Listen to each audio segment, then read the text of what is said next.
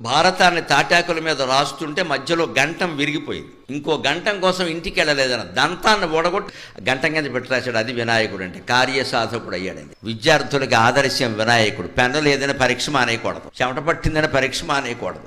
ఎలాగో వల్ల చదవాలి, ఎలాగో వల్ల రాయాలి. వ్యాస భగవానుడు 1700 శ్లోకాల భారతాన్ని చెప్తుంటే ఈ స్థూలకాయంతో ఉన్న పెద్ద మనిషి ఒళ్ళో పెట్టుకుని తాటాకుల మీద రాశాడు. మన సింగిల్లుడు పుస్తకం మీద రాసినట్టు కాదు, గంటం అది. Cutting the stencil.